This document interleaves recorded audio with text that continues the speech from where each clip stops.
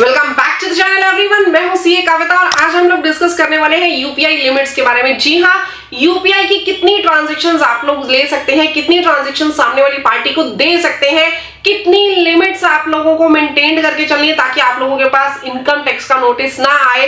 Complete detail आज की इस वीडियो में हम लोग डिस्कस करने वाले हैं। देखिए, सबसे पहले मैं बात करूंगी जनरल लिमिट के बारे में कि जनरल लिमिट आप लोगों के पास कितनी होती है यूपीआई की। अगर मैं यूपीआई की लिमिट्स के बारे में बात करूं तो जनरल लिमिट आप लोगों के पास 1 लाख पर डे की रहती है, यानी 1 लाख से ज्यादा पेमेंट आप किसी भी पर्सन को नहीं कर सकते अगर आप यूपीआई ट्रांजैक्शंस कर रहे हैं। तो अगर 24 आवर्स की मैं बात करूं तो 24 आवर्स के अंदर 5000 रुपीज न्यू यूजर को अलाउड किए जाते हैं, उसके बाद वो फर्दर 1 लाख की लिमिट पे आ जाता है। लेकिन अगर आपने अभी यूपीआई लॉगिन किया है, यूपीआई स्टार्ट किया है, तो स्टार्टिंग के अंदर आप लोगों को 5000 की लिमिट 24 आवर्स के लिए प्रोवाइड की जाती है। बट अभी सितंबर 2025 से बहुत सारे चेंजेस आए हैं। 15 सितंबर को क्या चेंजेस आए थे? अगर मैं कैपिटल मार्केट्स की बात करूं तो कैपिटल मार्केट के केस में 5 लाख पर ट्रांजैक्शंस, यानी एक बार में जो आप ट्रांजैक्शन कर सकते हैं वो 5 लाख रुपए तक की कर सकते हैं। लेकिन 24 आवर्स की जो लिमिट है वो उसकी कितनी है? 10 लाख रुपीस की। या तो 5-5 करके 2 बार ट्रांजैक्शंस आप कर लीजिए, या फिर अलग अलग छोटे छोटे ट्रांजैक्शंस भी कर सकते हैं, लेकिन एग्रीगेट अमाउंट 10 लाख से ज्यादा नहीं होना चाहिए 24 आवर्स के अंदर। इसके अलावा हम बात करें, देखिए, इंश्योरेंस है, गवर्नमेंट टैक्स पेमेंट्स है, ट्रैवल है, क्रेडिट कार्ड है, लोन ईएमआई जो आप कर रहे हैं B2B के केसेस में, जो लोन की ईएमआई आप पे कर रहे हैं, इन सभी केसेस के अंदर जो लिमिट है आपकी 5 लाख की है और एग्रीगेट लिमिट आपकी 10 लाख की है।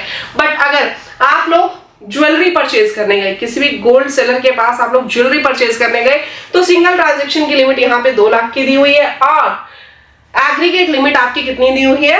6 लाख रुपए की। अब यूपीआई की लिमिट्स तो हमने पढ़ ली, लेकिन यूपीआई के लिए आप लोग जो स्मॉल टैक्स पेयर्स हैं, जो स्मॉल बिजनेसमैन है, उनको बहुत सारी चीजों का ध्यान रखना चाहिए। कई बार क्या होता है, जो स्मॉल बिजनेसमैन होता है वो अपना यूपीआई लगा करके रख देता है और उसके ऊपर धड़ाधड़ ट्रांजेक्शंस लेता रहता है। ऐसे आपको अननोइंगली बल्क के अंदर ट्रांजेक्शंस नहीं लेनी है यूपीआई के। बीच में आप लोगों ने सुना होगा कि गोलगप्पे वाले के पास भी इनकम टैक्स का नोटिस चला गया। रीजन बीइंग, उसने अपने अकाउंट के अंदर लगभग 1.5 करोड़ रुपए की ट्रांजैक्शंस ली हुई थी। अब होता क्या है, हम लोग अंधाधुंध पैसा ट्रांजैक्शंस का लेते हैं अपनी यूपीआई के अंदर और देखते नहीं कि एग्रीगेट अमाउंट कितनी हो गई है। एक्चुअल में होता क्या है, अगर मैं बात करूं बिजनेसमैन की, 2 लोग हमारे पास होते हैं, एक होता है बिजनेसमैन, दूसरा होता है प्रोफेशनल। अगर बिजनेसमैन की हम लोग बात करें, अगर ये 40 लाख से ज्यादा की ट्रांजैक्शंस अपने बैंक अकाउंट में लेता है तो इसके लिए जीएसटी नंबर लेना अनिवार्य होता है। और प्रोफेशनल के केस में अगर वो 20 लाख से ज्यादा अमाउंट अपने बैंक अकाउंट के अंदर लेता है तो उसको जीएसटी नंबर लेना जरूरी होता है। एक्चुअली बैंक अकाउंट के अंदर नहीं, वो किसी भी तरीके से अगर 20 लाख से ज्यादा ट्रांजैक्शंस लेता है या बिजनेसमैन 40 लाख से ज्यादा ट्रांजैक्शंस लेता है तो उसको जीएसटी नंबर लेना कंपल्सरी होता है, यानी कैश भी इसमें काउंट होता है। बट अगर आप लोग यूपीआई से ले रहे हैं तो यूपीआई की ट्रांजैक्शंस तो ट्रेसेबल है ना इनकम टैक्स डिपार्टमेंट को। अब कैश तो इनकम टैक्स डिपार्टमेंट को पता चलेगा नहीं कि आप लोगों ने कितना लिया हुआ है, लेकिन जो आप लोगों ने खाते में पैसे लिए, जो आप लोगों ने अपने बैंक अकाउंट के अंदर पैसे लिए, ये और सामने वाले पार्टी को बखूबी पता चल जाएगा कि आपने कितना पैसा रिसीव किया है। क्लियर? ये पैसा आप लोग छुपा नहीं सकते।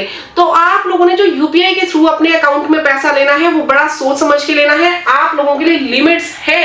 अगर बिजनेसमैन है तो 40 लाख की लिमिट है, प्रोफेशनल्स है तो 20 लाख की लिमिट है। अब आप लोगों में कुछ लोग ऐसे भी होंगे जो ये कहेंगे कि मैम ऑलरेडी हमने जीएसटी नंबर लिया हुआ है, ये लिमिट्स मैंने ऑलरेडी डिस्कस कर ली हैं आप लोगों से। अब बहुत से लोग जो ऐसा कह रहे हैं कि मैम हम तो ऑलरेडी जीएसटी में रजिस्टर्ड है, हमें तो कोई दिक्कत ही नहीं है, उन लोगों को दिक्कत कहां आती है? देखिए, आप लोगों ने अपने जीएसटी के अंदर ऑब्वियसली जितने ट्रांजैक्शंस आप जीएसटी में दिखाएंगे उतना ही टैक्स भी आप लोगों को पे करना पड़ेगा, जीएसटी भी पे करना पड़ेगा।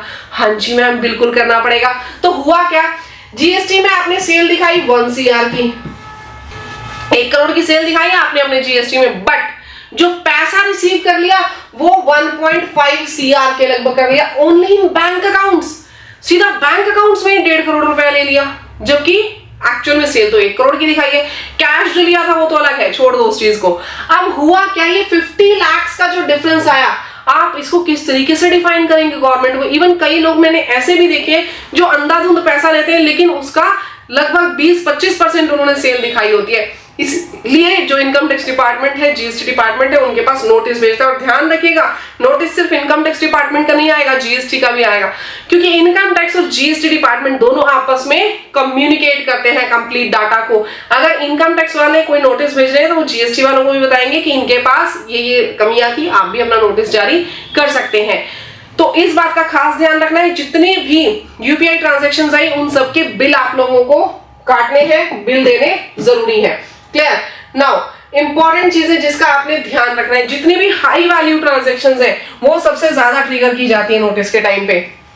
बहुत ज्यादा हाई वैल्यू ट्रांजैक्शंस आप लोग अपने खाते में ले रहे हैं तो ध्यान रखिए, जिससे लिया, अगर उधार लिया है तो उसी खाते से उसके सामने वाले के सेम खाते में ही आपने ट्रांसफर करने हैं। मेरे एक बैंक अकाउंट में अगर पैसा आया एचडीएफसी में फॉर एग्जांपल, तो मैं सामने वाले को अपने एचडीएफसी बैंक से ही रिवर्ट कर दूंगी। रीजन बीइंग, ऐसा नहीं है मैं दूसरे से नहीं कर सकती, लेकिन रिकंसिलेशन इससे इजी हो जाती है। जो भी आपका सीए या अकाउंटेंट आपके अकाउंट्स बना रहा है, अगर आप सेम खाते में ट्रांजेक्शन करेंगे और सेम खाते से ही करेंगे तो उसके लिए रिकंसिलेशन बहुत ज्यादा आसान हो जाएगी। नाउ जो लार्ज पर्सनल ट्रांसफर्स हैं वो भी कई बार स्क्रूटनी के अंदर आ जाते हैं। हम लोग अपने ही एक अकाउंट से दूसरे अकाउंट में ट्रांसफर कर रहे हैं बार बार, या फिर हमने किसी रिलेटिव के अकाउंट में एज अ गिफ्ट ट्रांसफर किए, लेकिन उसको हम बाद में रिसीव भी कर लेते हैं। बहुत ज्यादा ट्रांजेक्शंस हम अननेसेसरी अगर इस तरीके से घुमा रहे हैं, लेना देना कुछ नहीं है, कोई सेल परचेज नहीं है, कुछ नहीं है, जस्ट ले रहे हैं दे रहे हैं, ले रहे हैं दे रहे हैं। बहुत लोग इस तरीके की ट्रांजेक्शंस कर रही हैं। वो जो ट्रांजैक्शंस करते हैं वो भी कई बार स्क्रूटनी के अंदर आ जाते हैं। तो ऐसी कोई लेने देने की ट्रांजैक्शंस मत करो, जितना हो सके इस चीज को अवॉइड करो। नेक्स्ट एक छोटी सी चीज और लेकर आना चाहूंगी इसके अंदर, जितने भी कैशबैक्स आप लोगों के मिलते हैं, कई बार कैशबैक्स छोटे छोटे करके भी बहुत ज्यादा हो जाते हैं। ये कैशबैक्स आपको अदर सोर्सेज की इनकम में दिखाना है at the time of filing your ITR. बहुत छोटी सी चीज है लेकिन इग्नोर मत किया कीजिए, इसको भी आप लोग अपनी आईटीआर में जरूर दिखाइएगा। आईटीआर से रिलेटेड कोई भी आप लोगों को हेल्प चाहिए हो कमेंट सेक्शन में आप लोग बताइएगा, हम आप लोगों को हेल्प करेंगे। कोई पेड सर्विसेज आप लोगों को लेनी हो, डिस्क्रिप्शन बॉक्स में मैंने नंबर दिया, आप लोग हमारी सर्विसेज भी ले सकते हैं।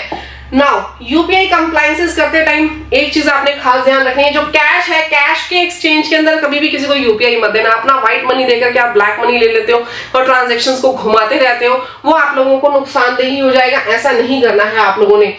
Reverse transaction in the same UPI account already मैं आप लोगों को डिस्कस कर चुकी हूँ। रिकंसिलेशन आप लोगों ने बनानी है अपने सभी बैंक अकाउंट की। आपके पास अगर कोई अकाउंटेंट है तो उससे आप लोगों को मंथली रिकंसिलेशन करवा लेनी चाहिए। मंथली रिकंसिलेशन से होता क्या है, आपका डेटा प्रॉपर्ली मैनेज्ड रहता है।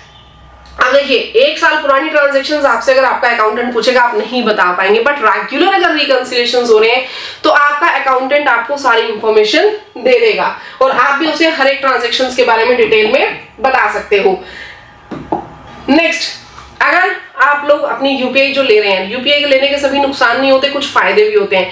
अगर आप लोगों के पास यूपीआई से पैसा आता है, लिमिटेड रेंज के अंदर आता है, तो आप लोग 44AD के अंदर और एडीए के अंदर रिटर्न अपनी फाइल कर सकते हैं। 44AD क्या कहता है कि 6% ऑफ प्रॉफिट, जितना भी आपके पास यूपीआई या डिजिटल रिसिप्ट से पैसा आया, जितना भी यूपीआई से या डिजिटल रिसिप्ट से पैसा आया, उसका 6% प्रॉफिट आप लोग शो कर दो अपनी आईटीआर में, और जितनी कैश रिसिप्ट आई उसका 8% आप लोग अपनी आईटीआर के अंदर शो कर दो। हमें और कुछ नहीं चाहिए, इनकम टैक्स डिपार्टमेंट ये बोलता है।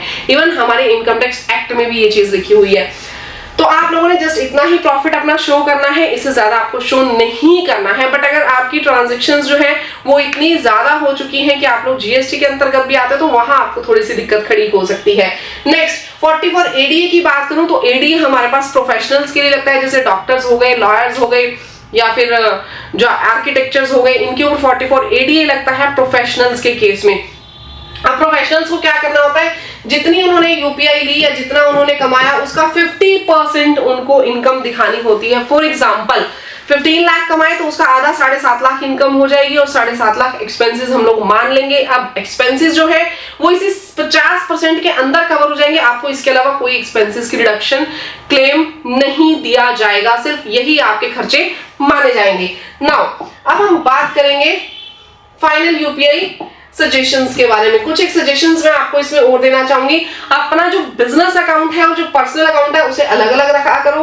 बिजनेस और पर्सनल अकाउंट अगर आपके अलग अलग है तो उसका फायदा क्या होगा, बाइफर्केशन इजी हो जाएगी आपकी ट्रांजेक्शंस के लिए। बिजनेस की ट्रांजेक्शंस को आप अलग रख सकते हो, पर्सनल की ट्रांजेक्शंस को आप लोग अलग रख सकते हो, तो दोनों को आप लोग सेपरेट सेपरेट रखिएगा ताकि रिकंसिलिएशन आप लोगों की इजी हो जाए। सस्पिशियस ट्रांजेक्शंस जो है इनसे आप दूर रहिए, कोई भी सस्पिशियस ट्रांजेक्शंस नहीं करनी, ना ही कैश को आपने यूपीआई के थ्रू कन्वर्ट करके किसी को देना है। पर्सनल ट्रांसफर्स को जितना ज्यादा हो सके उतना ज्यादा अवॉइड कीजिए, अननेसेसरी ट्रांजैक्शंस अपने खाते में शो मत कीजिए। गाइज, अगर आप लोगों को ये वीडियो अच्छी लगी हो, इन्फॉर्मेशन अच्छी लगी हो, तो वीडियो को लाइक, चैनल को सब्सक्राइब जरूर कर देना। अगर किसी भी तरीके से आईटीआर की या किसी और रजिस्ट्रेशन की पेड सर्विसेज अगर आपको चाहिए तो डिस्क्रिप्शन बॉक्स में हमारा नंबर है, आप लोग हमसे कांटेक्ट कर सकते हैं। मिलते हैं गाइज इसी तरीके की मजेदार नेक्स्ट वीडियोस में। Thank you, bye bye, take care everyone, जय हिंद।